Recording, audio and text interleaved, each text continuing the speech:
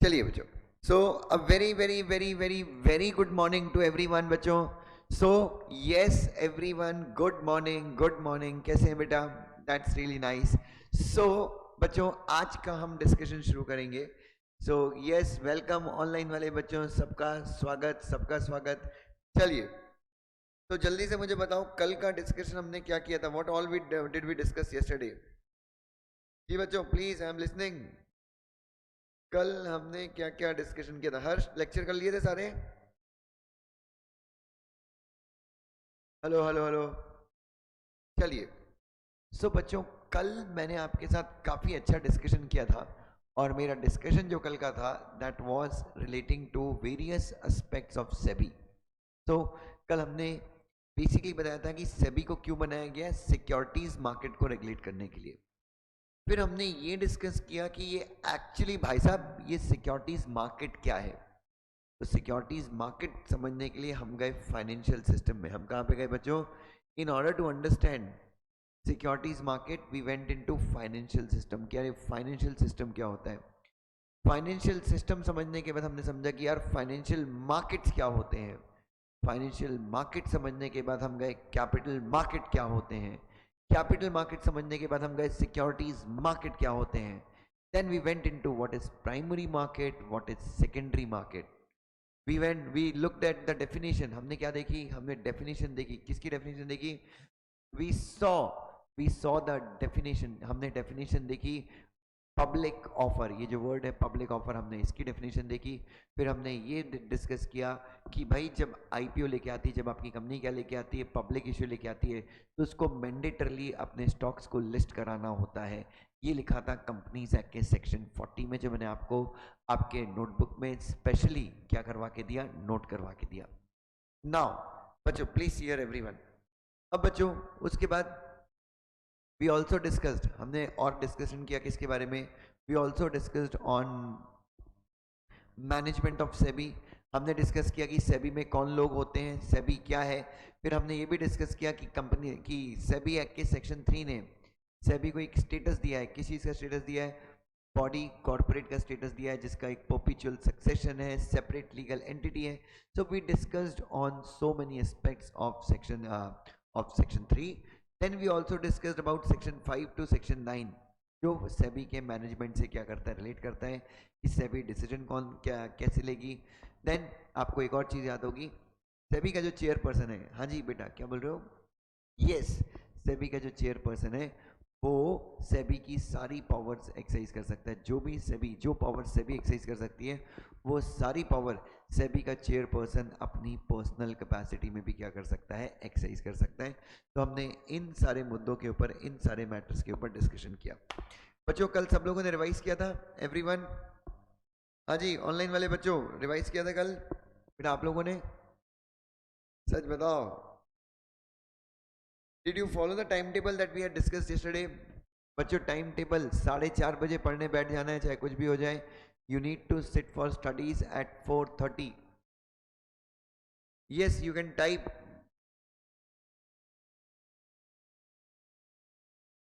Accounts के नहीं मिले थे सर? अच्छा अकाउंट्स का बेटा आज मिल जाएगा, डोंट वरी, आज मिल जाएगा।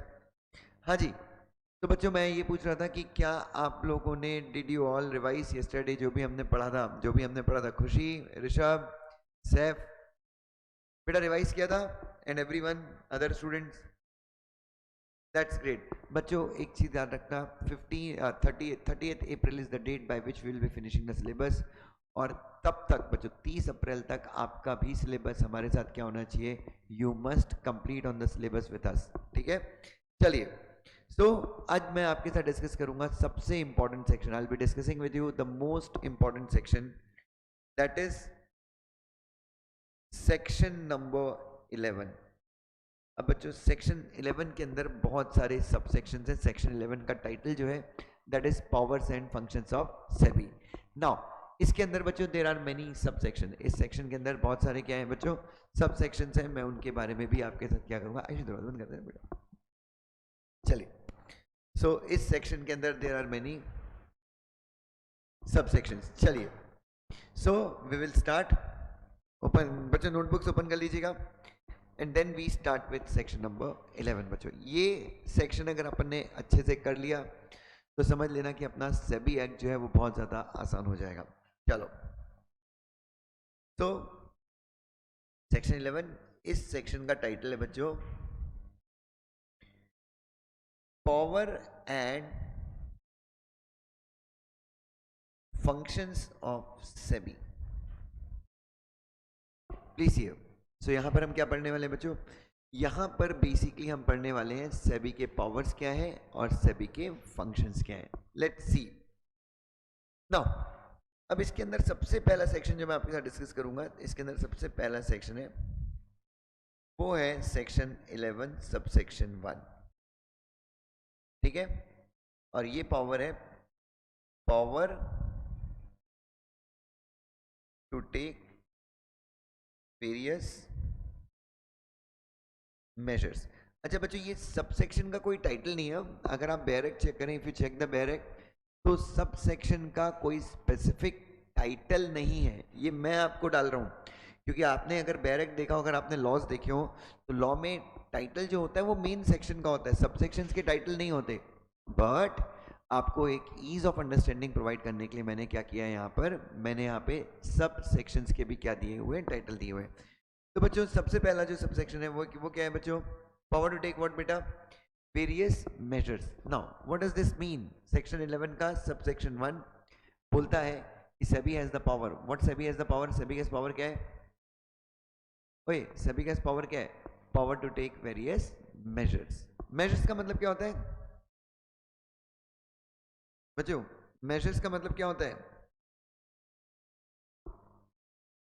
स्टेप्स लेना, कदम उठाना, एक्शंस लेना। तो बेसिकली सेक्शन 11 जो है सेबी को पावर दे रहा है क्या करने की बच्चों? सेबी क्या कर सकता है बच्चों? SEBI can take various steps. ठीक है, सो सबसे पहले तो भाई सेबी स्टेप्स लेगी। सेक्शन 11 सब सेक्शन 1 सेबी को क्या पावर दे रहा है? स्टेप्स लेने की पावर दे रहा है। बट अब सवाल ये है कि सेबी स्टेप्स क्यों लेगी? Now you got to understand why would SEBI take steps. तो बच्चों सेबी क्यों स्टेप्स लेगी? हाँ जी, सेबी स्टेप्स क्यों लेगी? तो यहाँ पे सेबी टेक्स मेजर्स। तो सबसे पहले सेक्शन 11 ये बोलता है मेजर्स इन ऑर्डर टू। तो बच्चों, या फिर आप ये बोल सकते हैं सेबी जो चाहे वो मेजर ले सकता है। सेबी के पास पावर है, सेबी जो चाहे वो मेजर ले सकता है, सेबी जो चाहे वो कदम उठा सकता है। किस लिए आयुषी? किस लिए? सेबी जो चाहे वो मेजर ले सकता है, सेबी जो चाहे वो कदम उठा सकता है। किस लिए उठाएगा सेबी? क्यों? मतलब स्टॉक मार्केट के अंदर, सिक्योरिटीज मार्केट के अंदर SEBI can take any measure. Any measure मतलब एनी स्टेप। तो सेबी अगर स्टेप लेता है स्टॉक मार्केट के अंदर तो क्यों लेगा? एग्जैक्टली अपने जो जो जो उसके क्या थे ऑब्जेक्टिव थे, प्रोटेक्ट द इन्वेस्टर। तीन चीजें यहाँ पे सभी वेरियस मेजर लेगा। किस लिए? Number 1 protect the investors, number 2 stock market को क्या करना? Development of securities market, and number 3 सिर्फ डेवलप करना या रेगुलेट भी करना? सिक्योरिटीज मार्केट को क्या करना? रेगुलेट करना, to regulate the stock market. ठीक है, और यहाँ पे आप ये तीनों के नीचे लिखिए, ये क्या है बच्चों? ये सेबी की क्या है?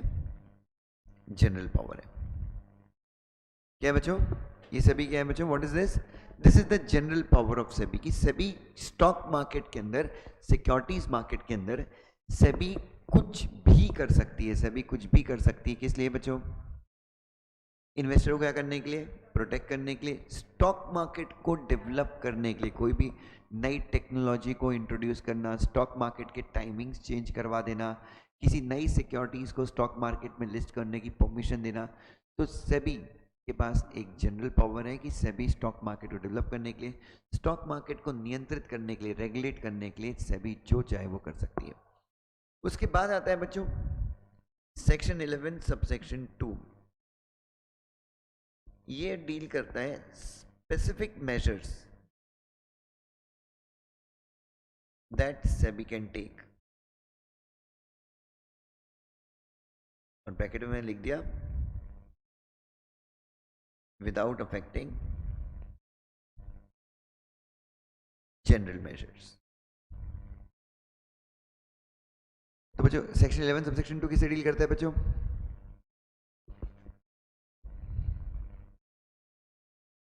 सेक्शन 11 सबसेक्शन 2 क्या बोलता है बच्चों? कि भाई देखो सेक्शन 11 सबसेक्शन 1 ने क्या दे दी थी सभी को जनरल पावर दी थी कि सभी जो चाहे वो कर सकता है स्टॉक मार्केट को क्या करने के लिए, स्टॉक मार्केट को रेगुलेट करने के लिए, डेवलप करने के लिए और इन्वेस्टर को प्रोटेक्ट करने के लिए सभी को जो ठीक लगे सभी वो कर सकता है। ठीक है, ये क्या थी सभी को, हमने सभी को दी थी जनरल पावर। अब सेक्शन 11 सबसेक्शन 2 जो है वो सभी को क्या देता है, स्पेसिफिक पावर। और ये स्पेसिफिक पावर के नीचे मैंने लिखा है without affecting the general measure, मतलब सेबी अगर चाहे तो ये सारी चीजें भी कर सकता है, लेकिन section 11 subsection 2 does not affect, किसको अफेक्ट नहीं करता, सबसेक्शन 1 को अफेक्ट नहीं करता। मतलब 11 सबसेक्शन 2 के अंदर हमने बताया कि सेबी ये सारी चीजें कर सकता है, बट इसके अलावा भी कुछ करना है सेबी कर सकता है क्या 11 सबसेक्शन 1 के हिसाब से? यस। 11 सबसेक्शन 2 में क्या बोल रहे हैं, सेबी क्या कर सकता है, regulate the business of stock exchange. Stock exchange में जो भी बिजनेस, स्टॉक एक्सचेंज में जो भी बिजनेस हो रहा है, बिजनेस मतलब जो भी ट्रांजैक्शन हो रहे हैं, डे टू डे जो भी सौदे हो रहे हैं स्टॉक एक्सचेंज में, regulate the business of stock exchange से भी ये कर सकता है। Registers various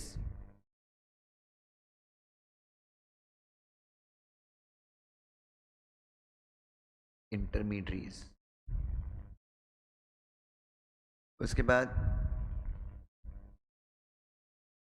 prohibits insider trading, unfair practice या अनफेयर ट्रेडिंग लिख सकते हो, fraudulent trading and manipulative trading,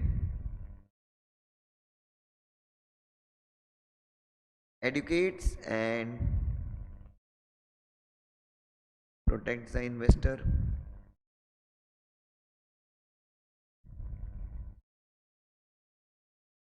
inspection and inquiries। ठीक है,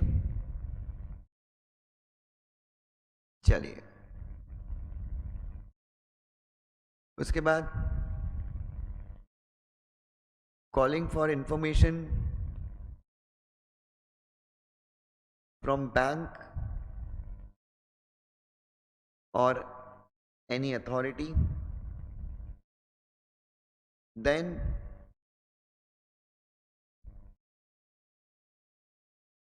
उसके बाद inspection, inquiry and audit of stock exchange. ये insider trading, unfair practice, fraudulent trading और मैनिपुलेटिव ट्रेडिंग। ठीक है, उसके बाद research and development in connection with stock market,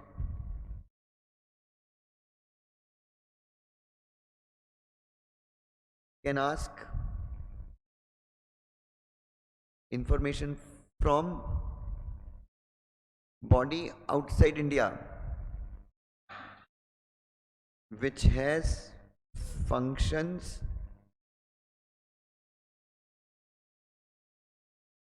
similar to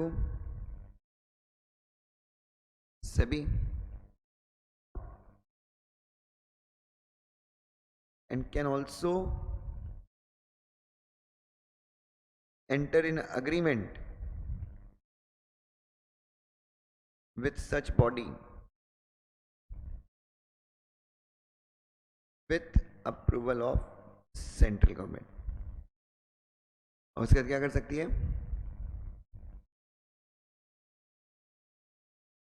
last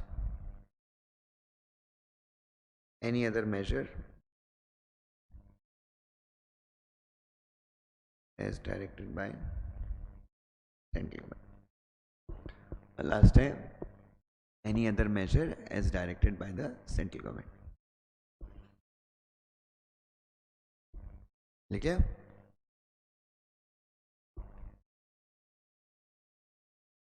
ये सारी चीजें सभी स्पेसिफिकली कर सकती है। ठीक है, बट ये स्पेसिफिक जो मैटर्स हैं वो सभी की जनरल पावर्स को नुकसान नहीं पहुंचाते। ठीक है ना।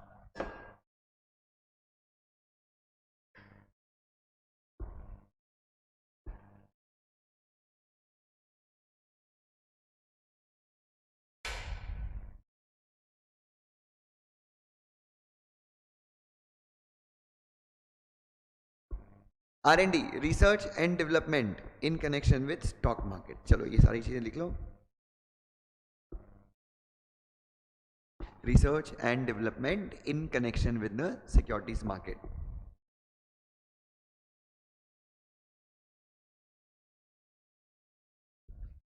लिखा? चलिए बच्चों, तो these are the specific powers जो कौन एक्सरसाइज कर सकते हैं बच्चों? सभी एक्सरसाइज कर सकती है। तो सबसे पहला है बच्चों, regulate the business of stock exchange. Now what is the meaning of regulating the business of stock exchange? Business, एक होता है स्टॉक एक्सचेंज को रेगुलेट करना और दूसरा होता है स्टॉक एक्सचेंज के बिजनेस को रेगुलेट करना। स्टॉक एक्सचेंज के बिजनेस को रेगुलेट करना मतलब स्टॉक एक्सचेंज के अंदर जो ट्रांजेक्शन्स हो रहे हैं डे टू डे, किस ब्रोकर ने कितने के शेयर खरीदे, किस ब्रोकर ने कितने के शेयर बेचे, अगर सेबी को इनमें गड़बड़ लगती है तो सेबी कंट्रोल कर सकती है। नंबर वन, कंट्रोल करने के तरीके अलग अलग है, वो हम डिस्कस करेंगे। दूसरा, सेबी रजिस्टर करती है बहुत सारी इंटरमीडियरीज को। Now what exactly are the intermediaries बच्चों? What exactly are the intermediaries? Intermediaries कौन होते हैं? ऑनलाइन वाले बच्चों कोई बता पाएगा? दिमाग लगाओ थोड़ा सा, who exactly are the intermediaries? अच्छा मुझे एक चीज बताइए, हाँ एक चीज याद रखो, मैं आपको बताता हूँ बच्चों, ये जो स्टॉक मार्केट है, इस स्टॉक मार्केट एक्चुअली में दो ही लोगों की जरूरत है स्टॉक मार्केट में। एक इन्वेस्टर चाहिए और दूसरा कंपनी चाहिए। Are you getting my point? In the stock market you just need two people. पहला कौन चाहिए अपने को? पहला अपने को इन्वेस्टर चाहिए और दूसरा अपने को कंपनी चाहिए। इन दोनों के अलावा अपने को तीसरे इंसान की जरूरत स्टॉक मार्केट में बिल्कुल भी नहीं है। सो if you have these two people, अगर आपके पास क्या है, करेक्ट है ना? स्टॉक मार्केट में काम किसका है? कंपनी फंड रेज करती है, इन्वेस्टर कंपनी पैसा लगाता है। बट क्या ये दोनों एक दूसरे को जानते हैं? क्या मुकेश अंबानी दुष्यंत जैन को जानता है जो रिलायंस का शेयर होल्डर है? क्या मुकेश अंबानी दुष्यंत जैन को जानता है जो रिलायंस का शेयर होल्डर है? हाँ या ना? नहीं जानता। तो यहाँ पे बहुत सारे लोग हैं, stock broker, merchant banker, share transfer agent, depository, then underwriter. So there are so many people, there are so many people जो इन्वेस्टर को और कंपनी को आपस में क्या करते हैं? कनेक्ट करते हैं। तो ये जितने भी लोग हैं करोड़पति हैं बच्चों, ये लोग बहुत पैसा दबाया कमाते हैं ये लोग। तो ये जो भी लोग हैं जो किसको कनेक्ट कर रहे हैं बच्चों? इन्वेस्टर को और कंपनी को। जो लोग क्या कर रहे हैं बच्चों? जो लोग आप कनेक्ट कर रहे हैं बच्चों, उनको अपन क्या कहते हैं? What do we call them as? Singular में इंटरमीडियरी और प्लूरल में इंटरमीडियरीज। तो बच्चों इनके बिना आपका स्टॉक मार्केट काम नहीं कर सकता। इंटरमीडियरीज बहुत इंपॉर्टेंट है। अच्छा, स्टॉक मार्केट में जो फ्रॉड होते हैं, what ever frauds you must have seen in the stock market, Harshad Mehta scam, ये वो, ये सारे स्कैम भी कौन करता है? इंटरमीडियरीज करते हैं। क्यों? क्योंकि बच्चों इनके पास ना स्टॉक मार्केट की नब्ज होती है। मतलब ये यार, ये लोग स्टॉक मार्केट को इतने अच्छे से कंट्रोल करते हैं। इनको, इनका पूरा दिन कहाँ पे निकलता है? इनको सब कुछ पता होता है स्टॉक एक्सचेंज के बारे में। They know everything in and out. They know about what बेटा? स्टॉक मार्केट के बारे में दे नो एवरीथिंग। तो इसीलिए आप देखोगे कि most of the scam, even Harshad Mehta was a stock broker. Harshad Mehta भी क्या था? स्टॉक ब्रोकर ही था। तो बच्चों आप देखेंगे कि स्टॉक मार्केट में most of the time what happens is, stock market में most of the time broker या जो इंटरमीडिएट्रीज है वही फ्रॉड करते हैं। इसलिए सभी ने क्या बोला है, सभी ने बोला है कि हम इंटरमीडिएट्रीज को कंट्रोल करेंगे। What SEBI has said is कि भाई इंटरमीडिएट्रीज का सारा कंट्रोल हमारे पास रहेगा। तो सेबी का काम क्या है, स्टॉक मार्केट में जितनी भी इंटरमीडिएट्रीज काम करती है उन सबको सेबी क्या करती है, रजिस्टर करती है। उसके बाद नेक्स्ट काम है बच्चों, सेबी प्रोहिबिट करती है। प्रोहिबिट करना मतलब,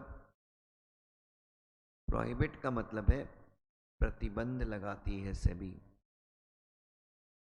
इसके ऊपर प्रतिबंध लगाती है, पहला है इनसाइडर ट्रेडिंग, दूसरा है फ्रॉडलेंट ट्रेडिंग, तीसरा है मैनिपुलेटिव ट्रेडिंग और चौथा है अनफेयर प्रैक्टिस या फिर अनफेयर ट्रेडिंग। अब बच्चों यहाँ पे इनसाइडर ट्रेडिंग तो हम अलग से पढ़ने वाले, we have a separate chapter on insider trading. But what exactly insider trading means, insider trading का मतलब क्या होता है, what is the meaning of insider trading? नहीं, इनसाइडर ट्रेडिंग का बेसिक मतलब होता है कंपनी की खुफिया जानकारी के आधार पे क्या करना, फायदा कर, अपना फायदा करवाना। बच्चों एक चीज मुझे बताइए, कई जगहों पे आपको पता है ना आज की तारीख में सबसे इंपॉर्टेंट चीज क्या है, सबसे इंपॉर्टेंट चीज आज की तारीख में है इंफॉर्मेशन। कौन सी इंफॉर्मेशन? सबसे इंपॉर्टेंट चीज आज की तारीख में क्या है, इंफॉर्मेशन। अब मैं आपको एक एग्जांपल देता हूं, will give you one example. ध्यान देखिए, मैंने गूगल पे लिखा company which holds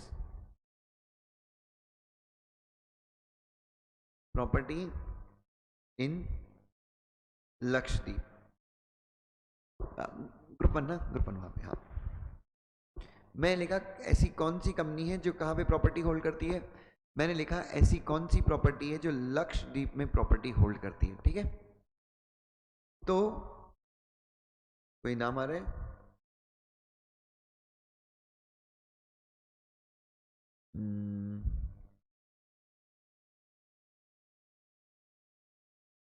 let's see, business today खुल गया, अभी ताज खुलने वाला है लक्षद्वीप में, कुछ होटल वगैरह।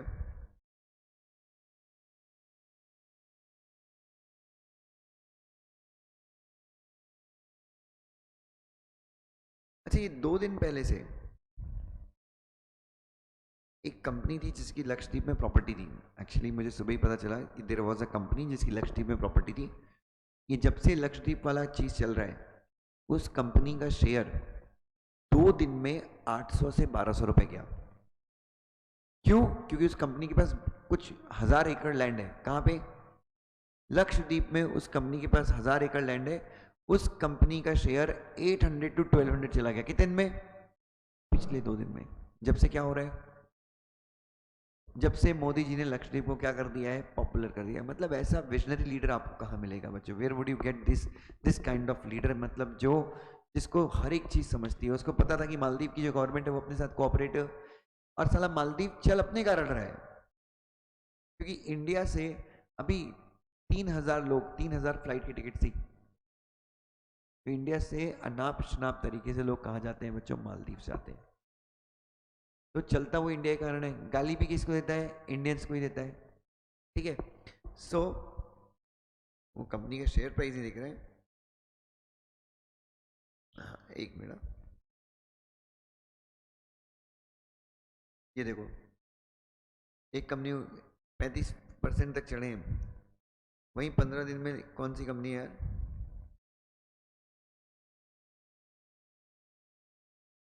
कोई कंपनी दिख रही है?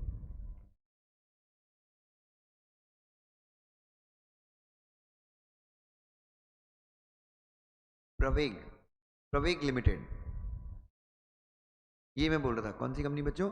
प्रवेग लिमिटेड। 5 दिन में कितना परसेंट रिटर्न दिया है? 43% रिटर्न दिया है बच्चों।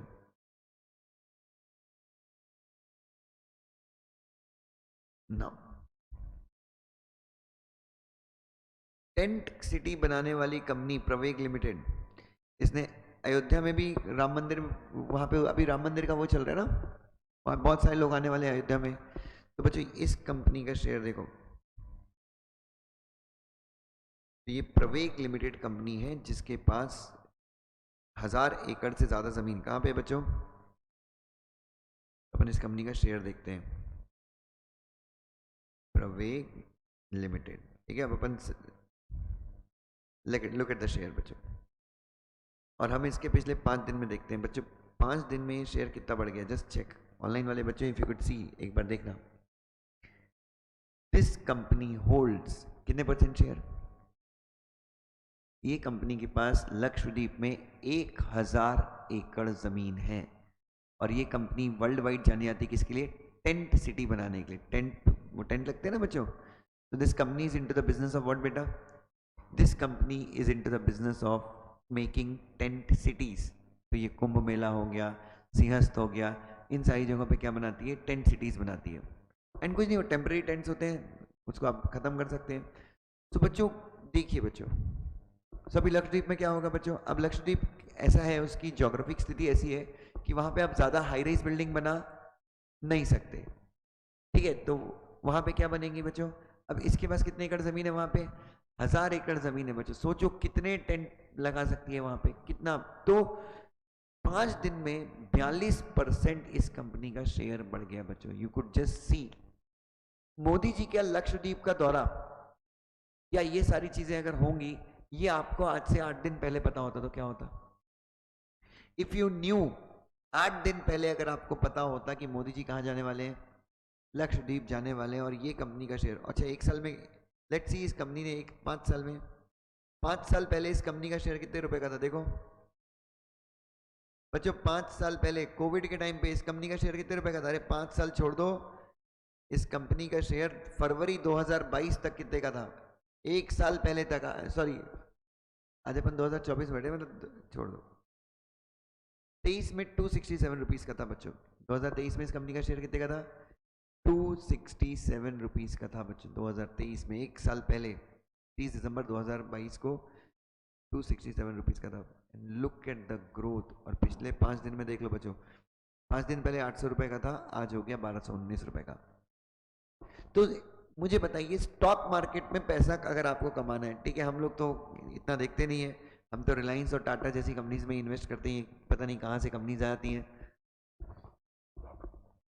तो मुझे बताइए, स्टॉक मार्केट में what is the most important thing that you have? कई लोगों को लग रहा होगा कि यार ये CS VS छोड़ के हम स्टॉक मार्केट में घुस जाते हैं, मत घुसना, लॉस ही लॉस होगा। ठीक है, ये दूर के ढोल सुहावने होते हैं, बट देखो और सीखो। हाँ, तो मुझे बताइए, टेल मी वन थिंग, अगर किसी को 5 दिन पहले ही पता चल जाता कि मोदी जी वहां पे जा रहे हैं और ये सारी चीजें होने वाली हैं, तो क्या होता बच्चों? क्या नहीं से बच्चों, वो करोड़ों रुपए कमा लेता, करोड़ों अरबों रुपए कमा लेता बच्चों, अगर किसी को 5 दिन पहले ही पता चल जाता। तो स्टॉक मार्केट में सबसे इंपॉर्टेंट चीज क्या है बच्चों? What is the most important thing in the stock market? Can someone let me know?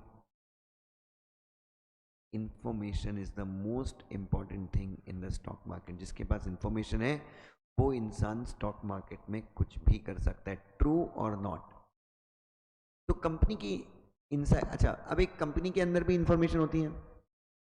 एक कंपनी, अगर मैं कंपनी का कंपनी सेक्रेटरी हूँ, तो मुझे भी कंपनी की बहुत सारी जानकारी पता होती है कि मेरी कंपनी फ्यूचर में ये करने वाली है, ये करने वाली। जैसे अयोध्या में टेंट सिटी बनाना है, तो अयोध्या में टेंट सिटी बनाने का कॉन्ट्रैक्ट प्रवेग लिमिटेड को मिला है।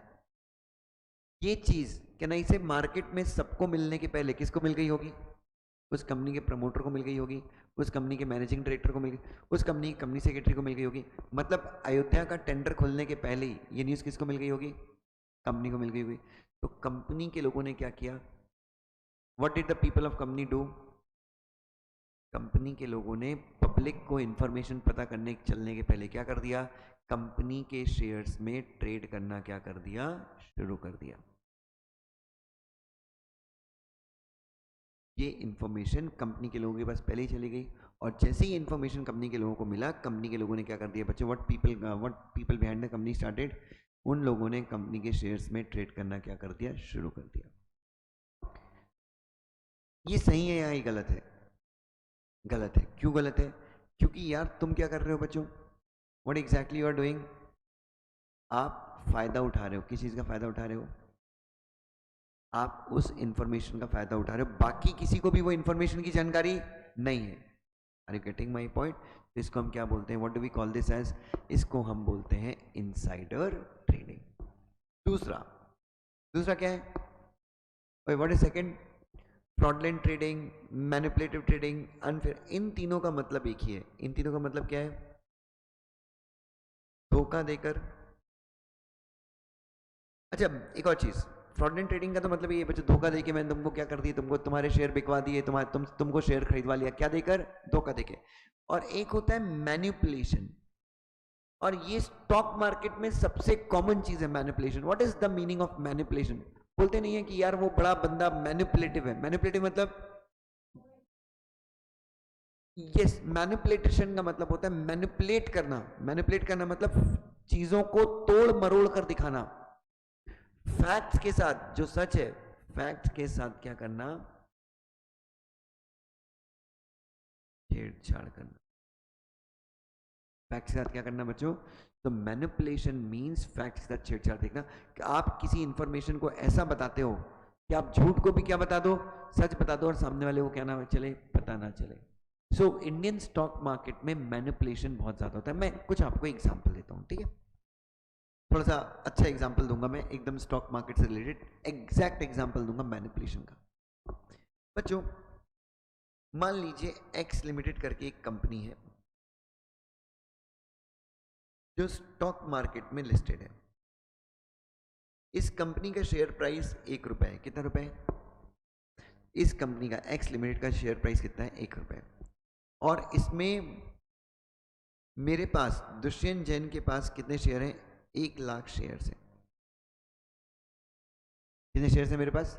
मैं इसका बहुत बड़ा शेयर होल्डर हूं, मेरे पास इस कंपनी के 1 लाख शेयर है। नाउ सुनिएगा ध्यान से। अब मेरे पास बच्चों इस कंपनी के 1 लाख शेयर है। अब मैं बड़ा परेशान हूं। स्टॉक मार्केट में आप शेयर बेचते कब हो? जब स्टॉक मार्केट में क्या हो, बायर हो। लेकिन मैं ये 1 लाख शेयर रोज बेचने आ रहा हूं, बट मुझे स्टॉक मार्केट में क्या नहीं मिल रहा है? I am not getting a buyer. यार मैं रोज शेयर बेचने आ रहा हूं, बट मुझे बायर मिलती ही नहीं है।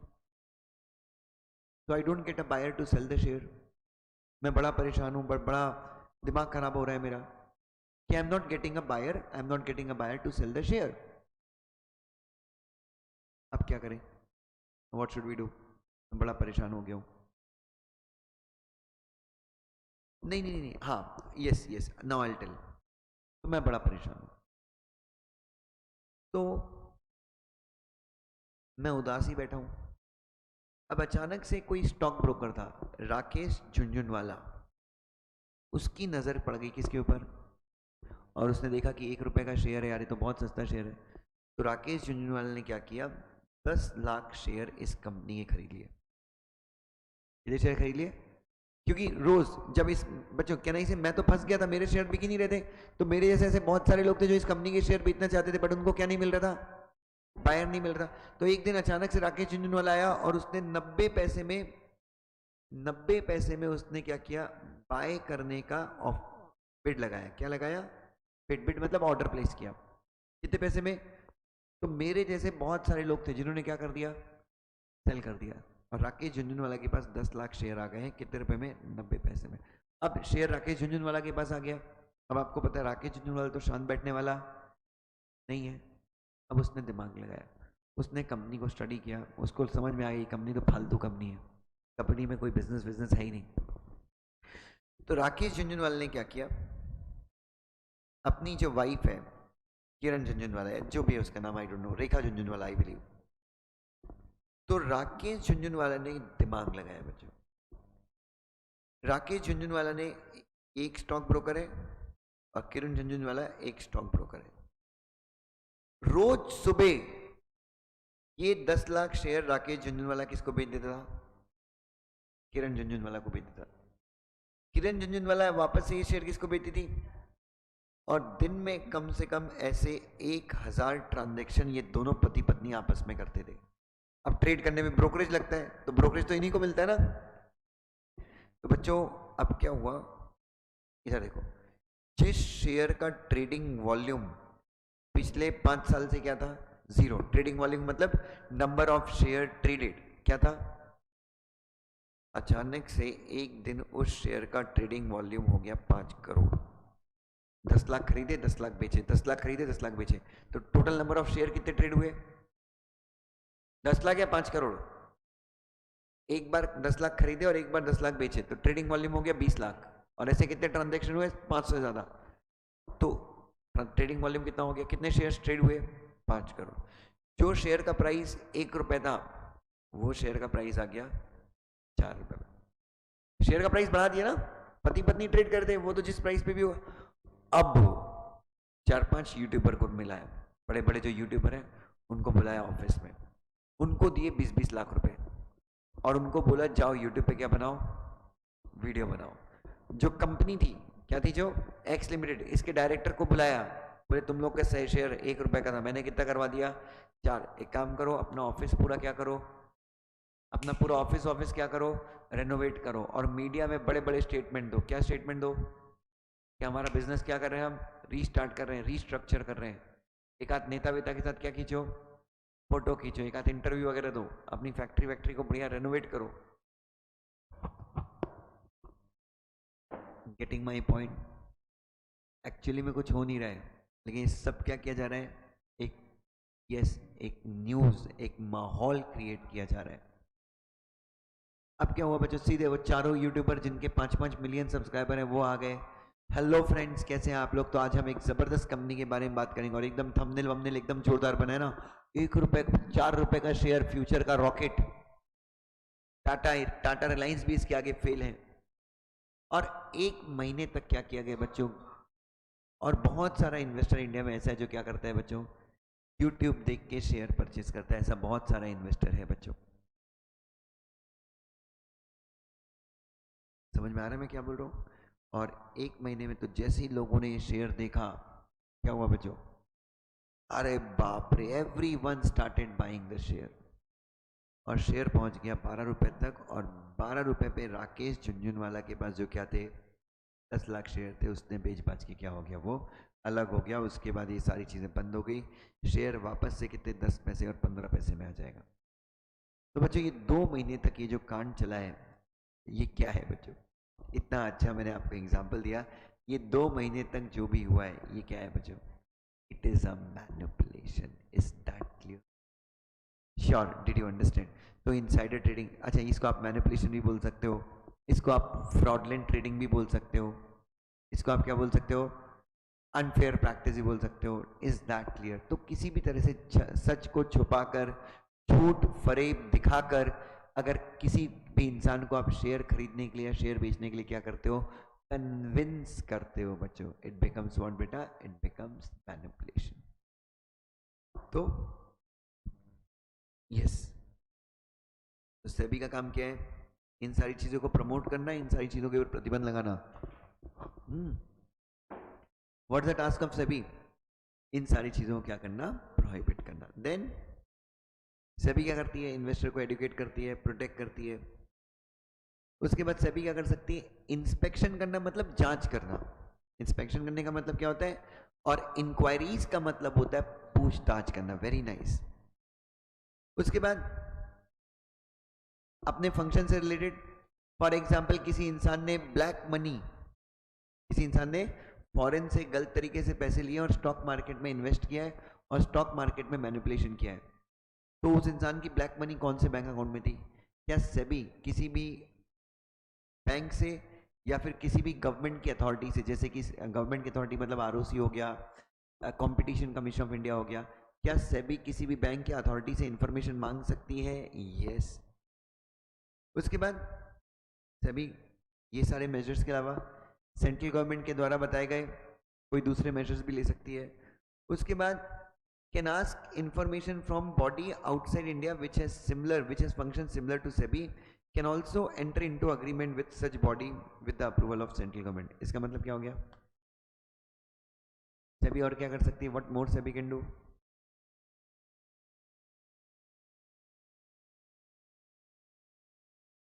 इंडिया के बाहर, अच्छा मान लो इंडियन स्टॉक मार्केट में फ्रॉड हुआ है और फ्रॉड करने का जो पैसा है वो यूएस के स्टॉक मार्केट से है। मतलब एक इन्वेस्टर था, उसने यूएस के स्टॉक मार्केट से पैसा कमाया और वो पैसा इंडिया में डाला और इंडिया में फ्रॉड कर दिया।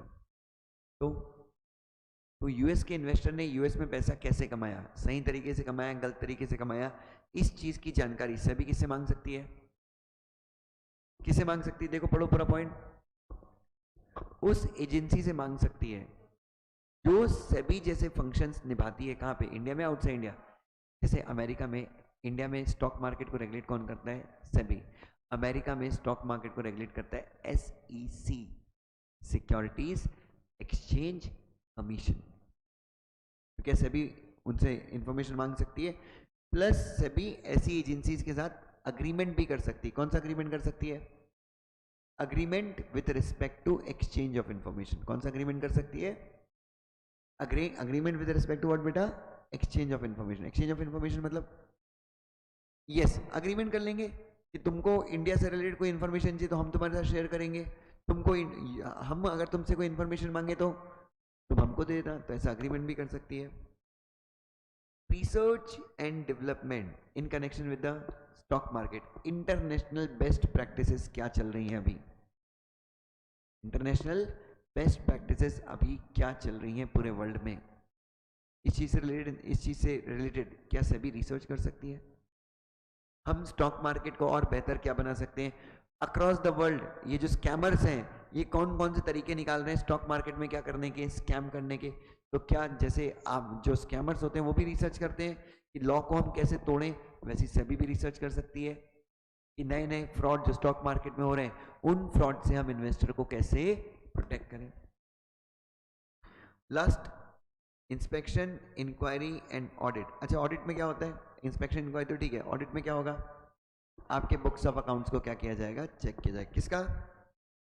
स्टॉक एक्सचेंज, म्यूचुअल फंड वगैरह के। तो ये सारे क्या हैं बच्चों? ये सारे स्पेसिफिक मेजर्स हैं। और याद रखना ये सारे स्पेसिफिक मेजर जो हैं सेबी के जनरल पावर को, जो जनरल मेजर्स के पावर है उनको अफेक्ट नहीं करते। ठीक है, चलिए कम टू सेक्शन 11(2)(a). 11(2)(a) क्या है बच्चों? इसका भी टाइटल डाल दीजिए,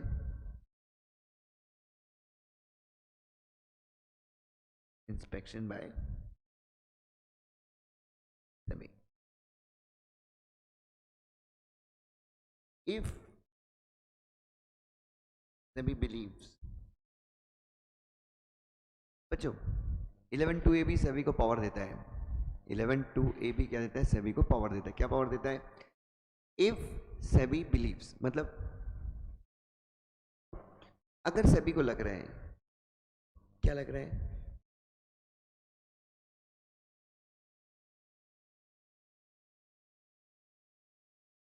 लिस्टेड कंपनी और propose to be listed company. What is the meaning of propose to be listed company? इधर देखो, ये डिफाइन किया गया सेबी आईसीडीआर 2018 में डिफाइन किया है। Propose to be listed company का मतलब होता है जिस कंपनी ने अपना ड्राफ्ट ऑफर डॉक्यूमेंट किसके साथ फाइल कर दिया है? सेबी के साथ। जिस कंपनी ने अपना ड्राफ्ट ऑफर डॉक्यूमेंट सेबी के साथ फाइल कर दिया है उस कंपनी को हम क्या बोलते हैं? Proposed to be listed company. तो अगर सेबी को लगता है कि लिस्टेड कंपनी या फिर propose to be listed company is engaged in, ये शामिल है, इसमें शामिल है inside trading, fraudulent trading, manipulation, वजह सेबी क्या कर सकती है? What can start? What SEBI can start? SEBI can inspect book, records, document etcetera. Bracket में लिखना एक्सेप्ट इंटरमीडिएट्स। ब्रैकेट में लिखना एक्सेप्ट इंटरमीडिएट्स। एक्सेप्ट इंटरमीडिएट्स मतलब मतलब इस सेक्शन के अंदर 11(2)(a) के अंदर हम क्या नहीं करेंगे, हम इंटरमीडिएट्स के यहाँ पे इंस्पेक्शन नहीं करेंगे। 11(2)(a) के अंदर हम सिर्फ किसको टारगेट करेंगे, listed and propose to be listed company. ठीक है, इंटरमीडिएट डोंट वरी, इंटरमीडिएट्स के लिए हमने अलग से रेगुलेशन बनाया तो हम उनकी वो बात वहां पे लगा देंगे। और सभी के पास जनरल पावर तो है ही 11(2) के अंदर, सभी तो इंस्पेक्ट कर ही सकता है, कोई प्रॉब्लम नहीं है।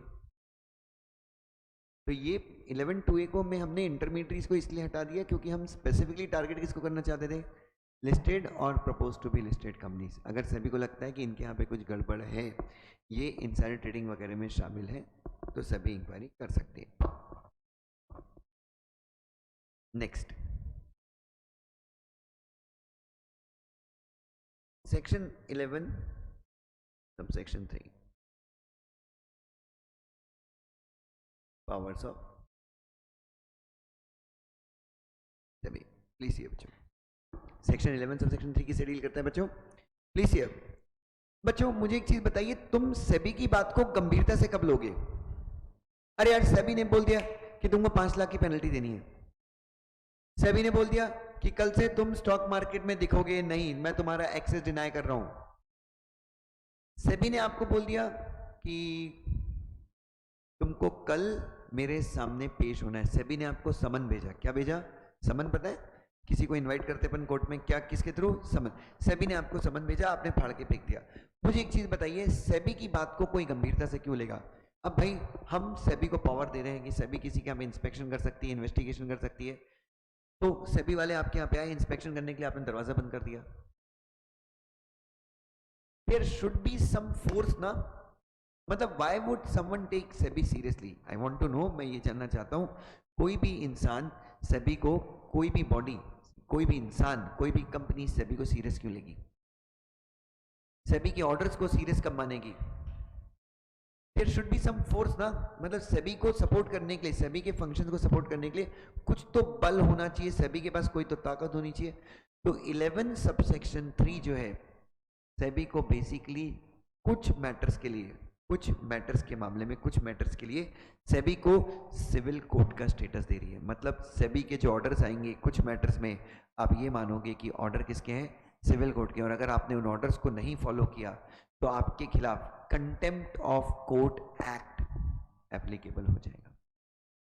So in respect of some matters, SEBI has the same powers, that powers are vested in the civil code by virtue of CPC 1908। और उन मैटर्स पे अगर आपने क्या नहीं किया, उन मैटर्स पे अगर आपने क्या नहीं किया, सेबी की बात नहीं मानी, तो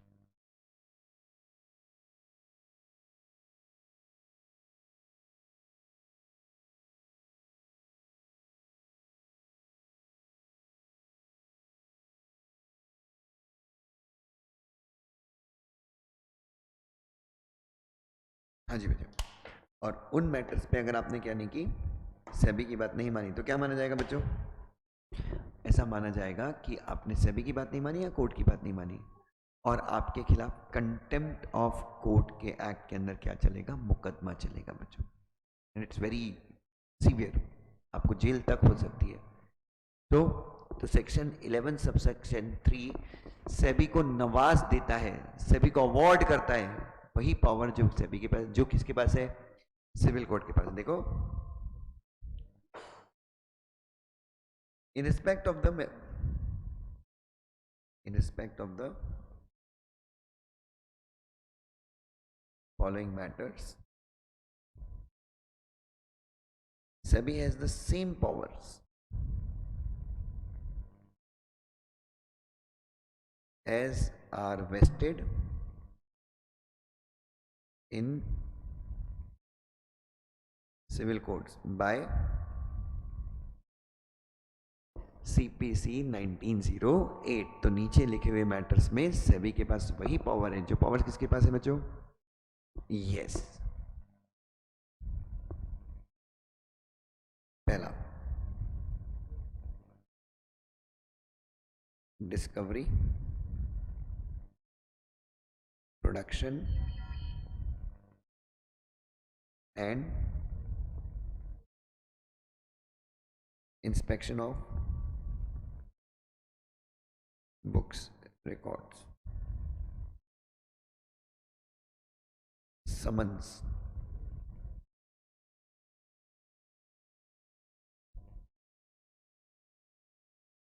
inspection of books and documents of intermediary,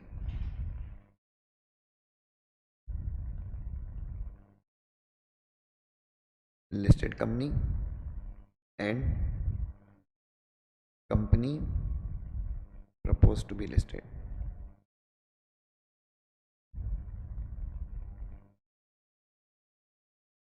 Orders for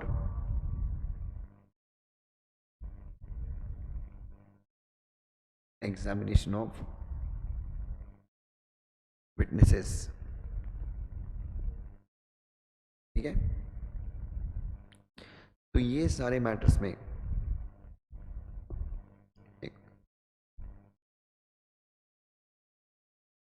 enforcing attendance of a person. Enforcing मतलब कंपेल करना, मजबूर करना.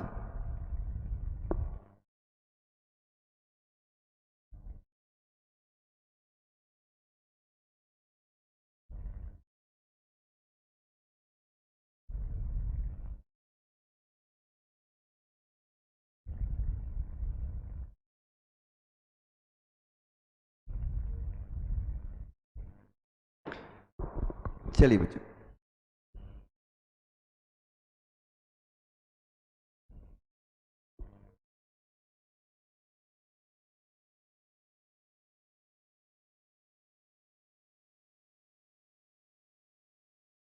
डन. Please hear. सो बच्चों ध्यान से, इन सारे मैटर्स में सेबी जो भी ऑर्डर्स देगी वो सारे ऑर्डर क्या माने जाएंगे बच्चों? All these orders will be considered as the orders of the court. So if you don't obey these orders, अगर आपने क्या नहीं किया, इन ऑर्डर्स को फॉलो नहीं किया, तो आपके खिलाफ क्या चलेगा? कंटेम्प्ट ऑफ कोर्ट एक्ट के अंदर क्या चलेगा? आपके खिलाफ मुकदमा चलेगा. तो सबसे पहले क्या है?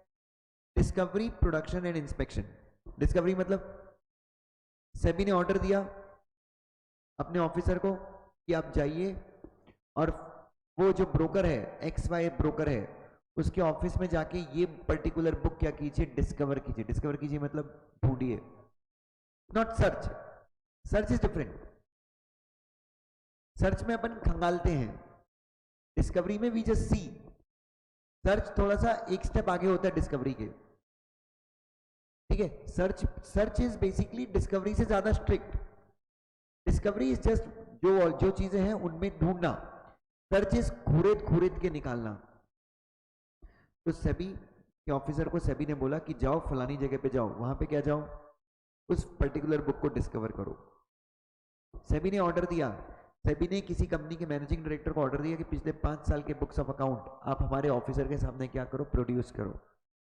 इंस्पेक्शन, सेबी ने ऑर्डर दिया अपने ऑफिसर को कि जाओ फलानी जगह पे क्या करके आओ? इंस्पेक्ट करने आओ. तो सेबी का ऑफिसर इंस्पेक्ट करने आए, पर आपने इंस्पेक्ट करने, तो क्या माना जाएगा? आपने सेबी के ऑर्डर का उल्लंघन किया या कोर्ट के ऑर्डर का? कोर्ट के. सेबी समन इश्यू कर सकती है. दुष्यंतन को समन आया कि तुमको 25 तारीख को सेबी के सामने हाजिर होना है, तो क्या करूं मैं? इसको फाड़ के फेंक दूं या I should take it seriously? Then इसके बच्चों ये लो यहाँ पे इंटरमीडिएट आ गई. Intermediate listed company and propose to be listed company. ये बुक्स ऑफ अकाउंट को क्या करना? ये बुक्स वगैरह को, रिकॉर्ड्स वगैरह को क्या करवाना? इंस्पेक्ट करवाने का ऑर्डर अगर सेबी देती है तो आप क्या मानोगे? ये ऑर्डर किसका है? कोर्ट का है. ये सुनो. Orders for examination of witness. कोई विटनेस सेबी के सामने क्या करना चाहता है? गवाही देना चाहता है.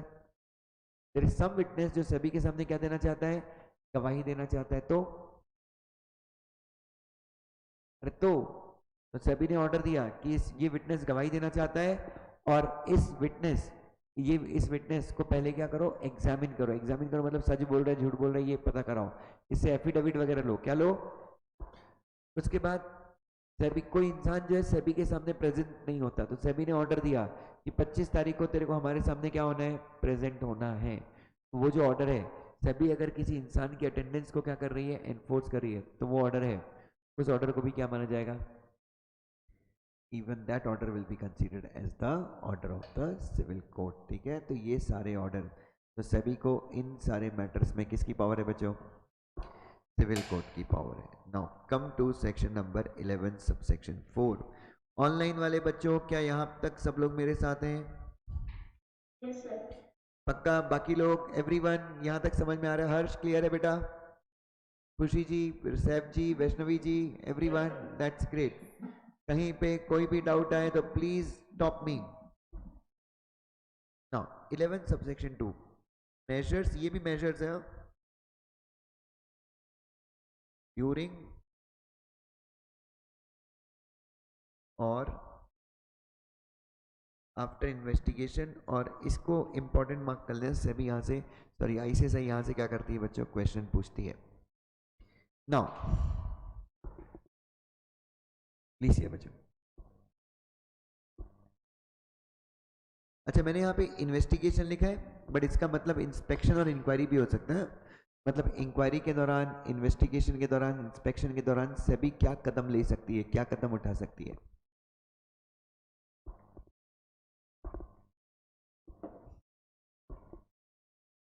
इंस्पेक्शन के दौरान, इन्वेस्टिगेशन के दौरान, इंक्वायरी के दौरान सभी क्या क्या कदम उठा सकती है, इसके बारे में हम डिस्कशन करेंगे। प्लीज ये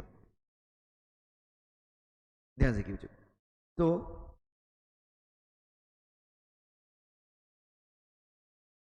in the interest of capital market, इसके भले के लिए बच्चों, तो सेबी जो भी करेगी, मतलब यहां पे हम पहले ही बोल रहे हैं बच्चों, ये जो वर्ड लिखे ना, in the interest of capital market, please. अच्छा आप लोगों ने ग्रुप 1 में एडमिनिस्ट्रेटिव लॉ पढ़ा होगा, उसमें अपन पढ़ते थे एडमिनिस्ट्रेटिव डिस्क्रिशन, याद है क्या एडमिनिस्ट्रेटिव डिस्क्रिशन? और एडमिनिस्ट्रेटिव डिस्क्रिशन मतलब बेसिकली गवर्नमेंट अथॉरिटीज की पावर, वो जैसा चाहे वैसा कर सकती हैं। और एडमिनिस्ट्रेटिव डिस्क्रिशन के अंदर एक चीज था कि लॉ की बेसिकली जो लॉ बनते हैं वो लॉ ऐसे बनने चाहिए कि वो पार्लियामेंट को, वो एडमिनिस्ट्रेशन को अनकंट्रोल्ड डिस्क्रिशन ना दें। क्या ना दें? जो भी लॉज बनते हैं वो इस प्रकार के लॉ होने चाहिए कि वो किसी भी एडमिनिस्ट्रेटिव बॉडी को क्या ना दें? अनकंट्रोल्ड डिस्क्रिशन ना दें। डिस्क्रिशन जो है गवर्नमेंट अथॉरिटीज को मिलता है, वो हमेशा कंट्रोल होना चाहिए। इसलिए ये सेक्शन चालू होते ही साथ क्या लिखा है? इसलिए अगर आप देखें तो ये सेक्शन चालू होते ही साथ क्या लिखा है उन्होंने? In the interest of capital market. मतलब बच्चों सेबी जो भी करेगी, सेबी जो भी स्टेप लेगी 11 सबसेक्शन 4 के अंदर, सेबी जो भी मेजर्स लेगी वो आर्बिट्ररी नहीं लेगी। आर्बिट्ररी मतलब बिना सोचे समझे नहीं लेगी। सेबी को ये चीज ध्यान में रखना है कि सेबी 11 सबसेक्शन 4 के अंदर जो भी पावर एक्सरसाइज करे वो कैसे करेगी? In the interest of capital market. ठीक है ना? ड्यूरिंग और after the investigation, SEBI can take following measures.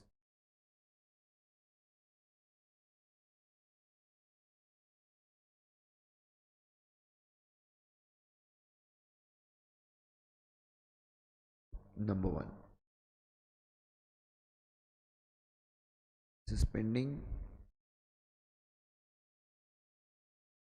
any person from trading। किसी भी इंसान को सेबी क्या कर सकती है बच्चों? किसी भी इंसान को सेबी स्टॉक मार्केट में ट्रेड करने से क्या कर सकती है? मना कर सकती है कि बॉस तुम स्टॉक मार्केट में 6 महीने के लिए क्या नहीं कर सकते? ट्रेड नहीं कर सकते। Then restraining persons from making, sell, buy or deal in the stock market. दोनों पॉइंट में डिफरेंस क्या है?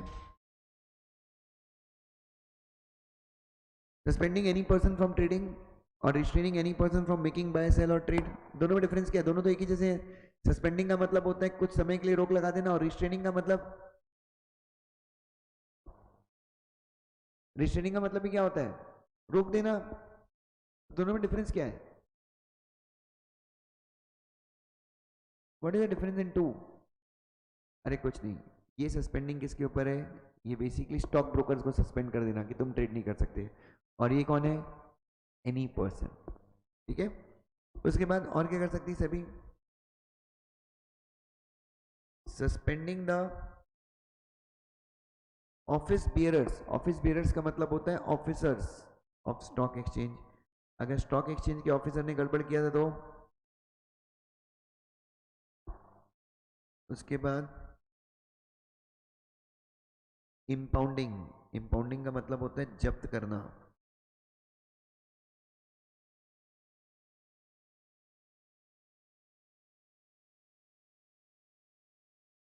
इंपाउंडिंग द प्रोसीड्स। प्रोसीड्स मतलब पैसा of securities in respect of which investigation is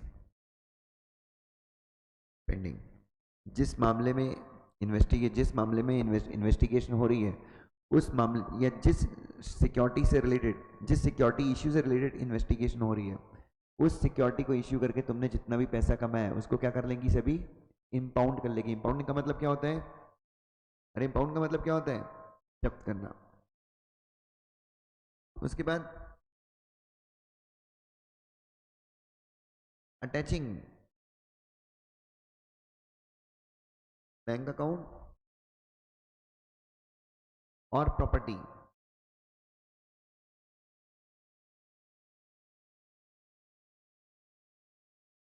for 90 days, for maximum 90 days बच्चों।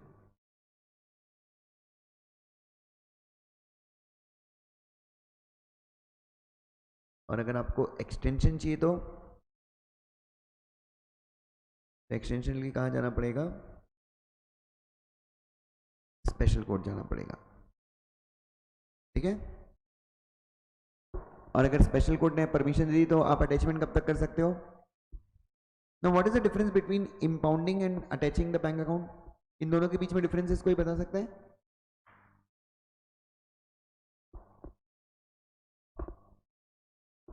अगर आपके पास cash में था, आपके पास पैसे क्या थे?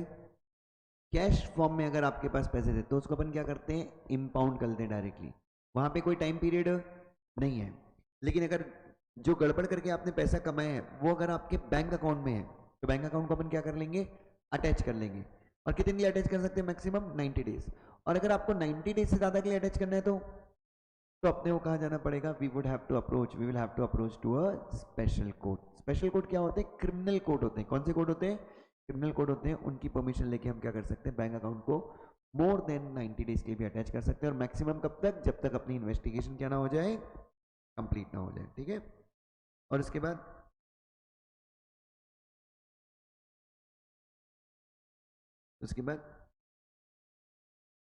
डायरेक्ट एनी पर्सन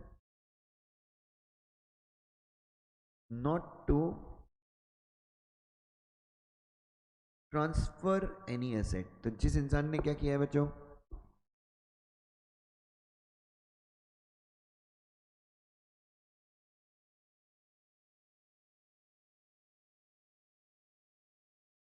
ठीक है, अगर तुमने गड़बड़ करके क्या किया?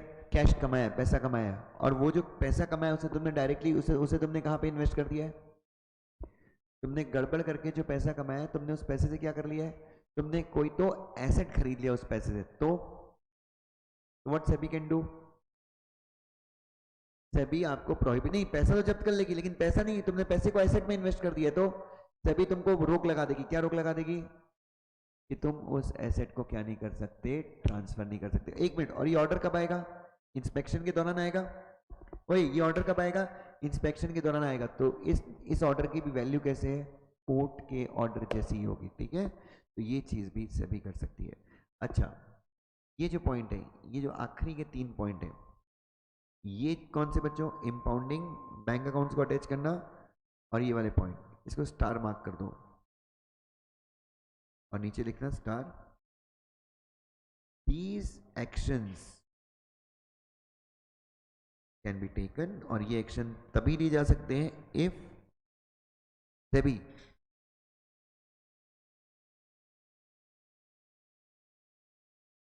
is of the opinion that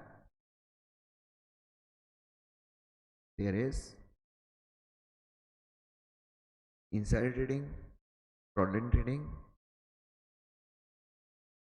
और मैनिपुलेशन। ये एक्शंस आप तभी ले सकते हो जब सेबी सेटिस्फाइड है। किस चीज सेटिस्फाइड है?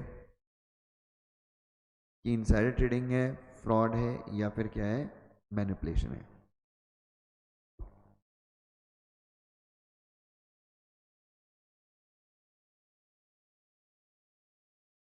चलिए बच्चों,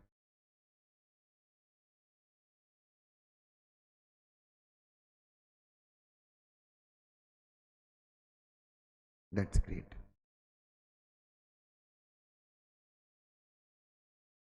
नाउ तो बच्चों, तो ये सारे, अच्छा, last OOBH will be given, मतलब डायरेक्टली आपके अकाउंट्स वगैरह सीज नहीं किए जाएंगे। एनी एक्शन, कोई भी एक्शन 11 सबसेक्शन 4 के अंदर कोई भी एक्शन सेबी लेगी तो आपके अगेंस्ट क्या, आपको क्या देगी? अपॉर्चुनिटी ऑफ पेइंग हर्ट देगी। आई hope this makes a sense. चलिए बच्चों, तो आपके बैंक अकाउंट्स को अटैच किया जा सकता है, कैश अगर आपके पास है उसको जब्त किया जा सकता है, आपको एसेट ट्रांसफर करने से रोका जा सकता है, और ये 3 एक्शन बैंक अकाउंट के अटैचमेंट वगैरह हैं, ये तभी होगा जब सेबी एकदम, सेबी को, हाँ श्योर तो नहीं, but SEBI is of the firm believe कि सच में सेबी को लगता है गड़बड़ है। क्यों बच्चों? आप समझो, आप समझो, तुम एक न्यूज देखते हो कि सेबी ने अडानी एंटरप्राइजेस के बैंक अकाउंट्स को अटैच कर लिया। If you see a news that SEBI has attached bank account of Adani enterprises, मुझे आप बताओ, एज अ लेमैन आपके मन में क्या आएगा? What would come in your mind as a layman? हाँ बच्चों, बच्चों, कैन आई से कि लग जाएगी। उस कंपनी के शेयर प्राइस का सोचो क्या होगा। अरे नीचे मतलब कितने इन्वेस्टर बर्बाद हो जाएंगे। Are you getting my point? और ये तो छोड़ दो, लिस्टेड का तो ये हाल होगा, और प्रपोज टू बी लिस्टेड है वो तो लिस्ट ही नहीं हो पाएगी। जो प्रपोज टू बी लिस्टेड है वो तो बच्चों खेल खत्म हो जाएगा उसका। सो इसलिए हम क्या बोल रहे हैं कि अगर सेबी को ये एक्शन किसी लिस्टेड या propose to be listed company का अगेंस्ट लेना है तो सेबी को बहुत ज़्यादा क्या होना चाहिए? श्योर होना चाहिए। SEBI must be very careful कि सच में वो कंपनी इन चीज़ों में शामिल है। हालांकि जांच के बाद चीज़ें, अच्छा, और इस सेक्शन की खास बात क्या है बच्चों? ये जो मेजर्स हैं आप कब ले सकते हैं बच्चों? 11 सबसेक्शन 4 की खास बात ये है कि आपको इन्वेस्टिगेशन कंप्लीट करने की ज़रूरत नहीं है। इवन ड्यूरिंग द इन्वेस्टिगेशन, बेटा, even during the investigation and also after the investigation. तो इस सेक्शन का सबसे अट्रैक्टिव पॉइंट क्या है? Even during the inspection, even during the investigation आप क्या कर सकते हैं बच्चों? ये मेजर्स ले सकते हैं। I hope this makes a sense to everyone. Clear है सबको बच्चों? चलिए, ऑनलाइन वाले बच्चों 11 सबसेक्शन 4 क्लियर है। अब एक एग्जाम में अपनी राइटिंग प्रैक्टिस के लिए क्वेश्चन लिख लो जल्दी से। Right a question, please right a question everyone.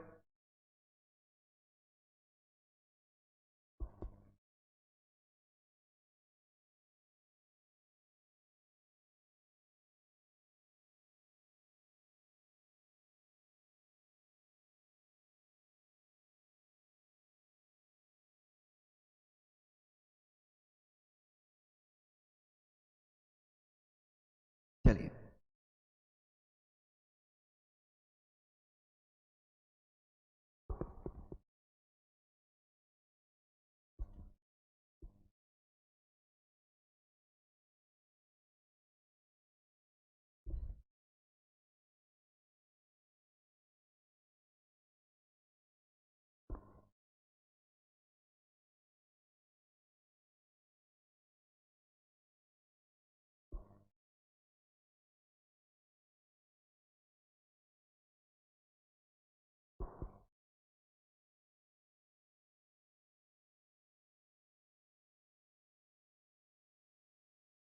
लिखा क्वेश्चन,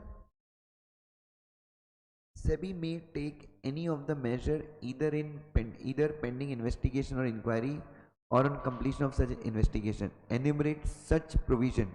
आप वो प्रोविजन बताइए इन लाइट ऑफ मतलब ध्यान में रखते हुए, किसको ध्यान में रखते हुए? SEBI एक्ट के प्रोविजंस को ध्यान में रखते हुए। तो बच्चों क्या होगा इसका आंसर? क्या हमने आंसर लिख लिया यहाँ पे? Have you written the answer? तो बच्चों बस इसको ऊपर लिख लीजिएगा, मैं थोड़ा शुरुआत कर लीजिएगा आंसर की। लिखिए answer as per section 11 subsection 4 of SEBI Act 1992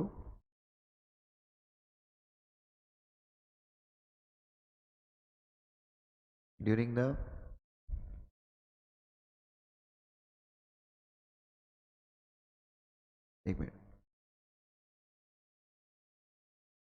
during the investigation or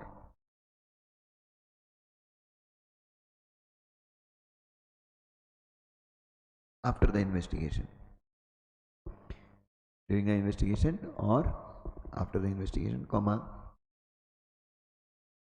in the interest of capital market,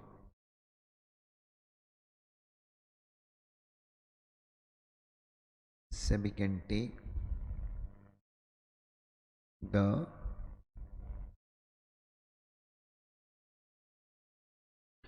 following measures. SEBI अगर चाहे तो क्या कर सकती है? SEBI can take the following measure. लिख लेना बच्चों यहाँ पे ऊपर जो लिखा है बस आपको वही कॉपी करना है, ठीक है? एंड बिफोर टेकिंग, लास्ट में लिखना before taking the above measures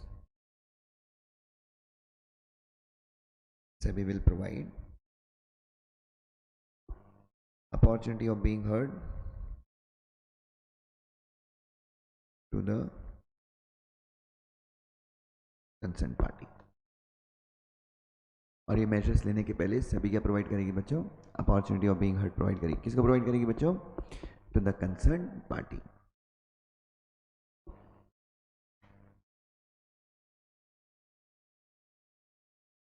चलिए बच्चों आज के लिए बस करेंगे, will rest for the day. Please अपना ध्यान रखिएगा। Will meet tomorrow for SLCM ECIPL के लिए मिलते हैं सब लोग। और सब लोगों ने नोटबुक वगैरह बराबर कर ली है? प्लीज मुझे एक बार फोटो भेज देना अपनी नोटबुक्स की। पहला नियम यही है कि अपनी नोटबुक्स बहुत अच्छे से मेंटेन होनी चाहिए सारे लोगों की बच्चों। This is the first rule.